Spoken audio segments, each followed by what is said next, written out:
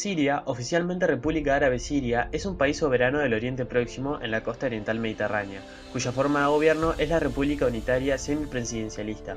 Actualmente domina la guerra civil siria desde marzo de 2011. Comparte fronteras con Turquía por el norte, con Irak por el este, con Israel, Jordania y el Mar de Galilea al sur y con Líbano y el Mar Mediterráneo por el oeste, pudiéndose ver desde sus costas a lo lejos la isla de Chipre. Siria es miembro de la Organización de las Naciones Unidas desde su fundación. Posee una población de 22,85 millones de habitantes, la mayoría de los cuales hablan árabe y profesan la religión islámica, siendo el suní el grupo mayoritario. Entre los musulmanes no sunitas en Siria están los alawitas y chiitas. Además existen minorías de las etnias asiria, armenia, turca, kurda, junto a miles de refugiados palestinos. ¿Cuál era la situación en Siria antes de que estallara la guerra? Años antes de que el conflicto comenzara, muchos sirios se quejaban de un alto desempleo en el país, de extensa corrupción, falta de libertad política y de la represión del gobierno del presidente Bashar al-Assad, quien había sucedido a su padre Hafez en 2000. En marzo de 2011, un grupo de adolescentes que habían pintado consignas revolucionarias en un muro escolar en la ciudad sureña de Dera fueron arrestados y torturados por las fuerzas de seguridad. El hecho provocó protestas prodemocráticas, inspiradas por la primavera árabe, las manifestaciones populares que en ese momento se extendían en los países de la región y que clamaban más democracia y derechos para sus poblaciones. Las fuerzas de seguridad abrieron fuego contra las manifestaciones, matando a varios, y esto provocó que muchas más personas salieran a las calles. El levantamiento se extendió por todo el país, exigiendo la renuncia del presidente al-Assad, y la respuesta de fuerza del gobierno para sofocar la disensión solo reforzó la determinación de los manifestantes. Para julio de 2011, cientos de miles estaban protestando en todo el país, exigiendo la salida de al-Assad. ¿Cómo estalló la guerra civil? A medida que el levantamiento de la oposición se extendía, la represión del gobierno se intensificaba. Los simpatizantes de la oposición comenzaron a armarse, primero para defenderse y después para expulsar a las fuerzas de seguridad de sus regiones.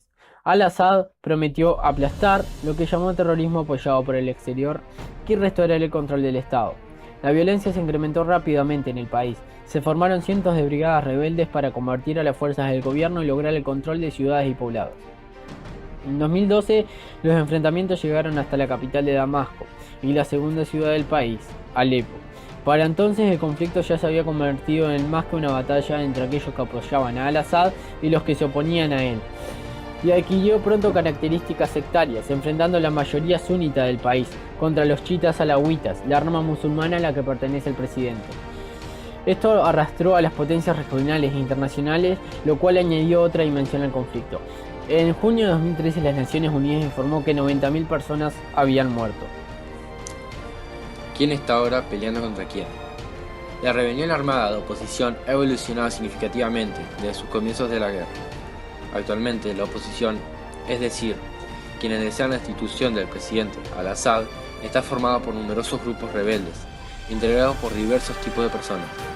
Estos grupos incluyen tanto combatientes rebeldes moderados y seglares, como el Ejército Libre Sirio, hasta grupos islamistas y yihadistas, como el autodenominado Estado Islámico, cuyas tácticas brutales han provocado indignaciones globales, y el Frente al-Nusra, un grupo que en sus comienzos estaba afiliado a Al-Qaeda.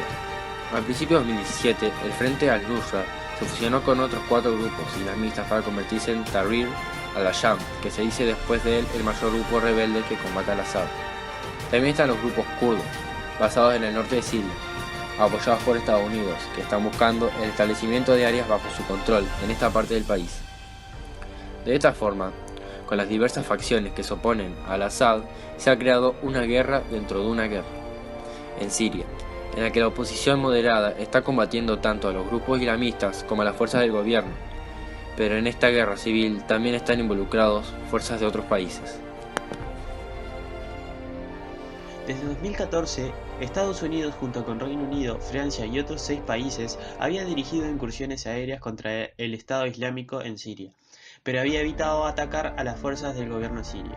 Rusia, por su parte, lanzó una campaña aérea sostenida en 2015 para estabilizar al gobierno sirio tras una serie de derrotas infligidas por la oposición. La intervención de Rusia ha conducido a victorias significativas para las fuerzas sirias. La mayor de ellas fue la recuperación de la ciudad de Alepo, uno de los principales bastiones de los grupos opositores, que fue recuperada por fuerzas leales al gobierno de Bashar al-Assad en diciembre de 2016. Los grupos rebeldes, mientras tanto, continúan luchando entre sí para ganar control del territorio. El FSA y otros rebeldes moderados han pedido repetidamente a Washington armas antiaéreas para poder responder a los devastadores bombardeos de Rusia y el gobierno sirio, pero Estados Unidos y sus aliados se han negado, por temor a que las armas avanzadas terminen en manos de los grupos yihadistas. ¿Cómo se involucraron las potencias internacionales? Irán, que es chiita, es el aliado más cercano al Assad. Siria es el principal punto de tránsito de armamentos que Teherán envía al movimiento chiita Hezbollah en el Líbano, el cual también ha enviado miles de combatientes para apoyar a las fuerzas sirias. Se cree que Teherán ha gastado miles de millones de dólares al año para fortalecer a las fuerzas del gobierno sirio, ofreciendo asesores militares, armas, crédito y petróleo. Rusia intervino desde un inicio apoyando la supervivencia del Assad en el gobierno, lo cual es crucial para mantener los intereses de Moscú en ese país y en la región. Arabia Saudita es otro participante en esta guerra subsidiaria. Para contrarrestar la influencia de Irán, su principal rival en la región ha enviado ayuda militar y financiera importante a los rebeldes, incluidos los grupos con ideologías islamistas. En agosto de 2016, Turquía, alarmada por el avance cerca de su frontera de las fuerzas kurdas, a quienes acusan de simpatizar con su enemigo, el proscrito Partido de los Trabajadores de Kurdistán, PKK, decidió apoyar al FSA y según algunos informes el grupo ha logrado recuperar su prominencia. Los rebeldes de la oposición siria también han traído varios grados de apoyo de otras potencias regionales como Qatar y Jordania. Estados Unidos, por su parte, más allá de su participación militar en la lucha contra el Estado Islámico, se había mostrado renuente a involucrarse más profundamente con el conflicto durante la pasada administración de Barack Obama. Washington se limitó a insistir en la denuncia del Assad. En abril de 2017 las cosas tomaron otro giro en la guerra siria con el nuevo gobierno de Donald Trump. Durante las primeras semanas de su administración, Trump dio a entender que la guerra de Siria no era una de las prioridades de su gobierno. Pero, el 6 de abril, la Casa Blanca sorprendió a muchos cuando por primera vez en el conflicto ordenó un ataque militar contra las fuerzas del Assad. La acción militar estadounidense fue una respuesta a un devastador ataque con armas químicas que, según denunció, había sido llevado a cabo días antes por el gobierno sirio.